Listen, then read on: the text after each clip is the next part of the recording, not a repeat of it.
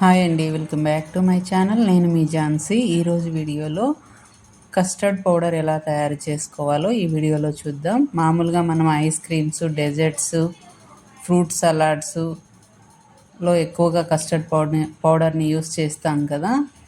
అది ఇంట్లోనే ఈజీగా ఎలా తయారు చేసుకోవాలో ఈ వీడియోలో చూపిస్తాను. ఇలా ఏదైనా ఒక బాటిల్లోకి స్టోర్ చేసుకొని కావలసినప్పుడంతా వాడుకోవచ్చు. ఇలా తయారు చేసి పెట్టుకుంటే చాలా సింపుల్గా ఈజీగా చేసుకోవచ్చు. అది ఎలాగో చూద్దాం. ముందుగా ఒక మిక్సీ జార్ను తీసుకొని అందులోకి ఒక 3 టేబుల్ స్పూన్స్ షుగర్ తీసుకుంటున్నాను.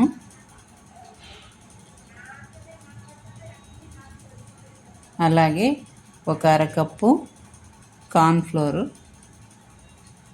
అది కూడా మిక్సీ జార్లోకి వేసుకోవాలి. తర్వాత మిల్క్ పౌడర్ని తీసుకోవాలి.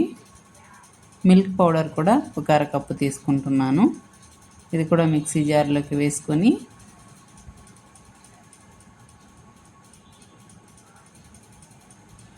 తర్వాత వెనిలా ఎసెన్స్, నేను వైట్ కలర్ ఉంటుంది కదా, వైట్ వెనిలా ఎసెన్స్ని తీసుకొని అది ఒక కప్పు వేసుకున్నాను. ఒక మూత, ఒక స్పూన్ ఉంటుంది. అలాగే ఫుడ్ కలర్, కొంచెం ఎల్లో ఫుడ్ కలర్ వేసుకున్నాను.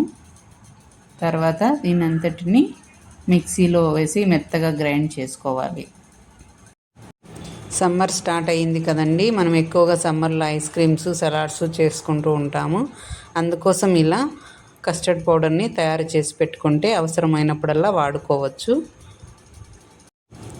మీరు కూడా ట్రై చేసి చూడండి, చాలా బాగుంటుంది ఐస్ క్రీమ్స్లకి, సలాడ్స్లకి. అలాగే మీరు ఫస్ట్ టైం నా వీడియోస్ చూస్తున్నట్లయితే please like, share and subscribe my channel. Thank you.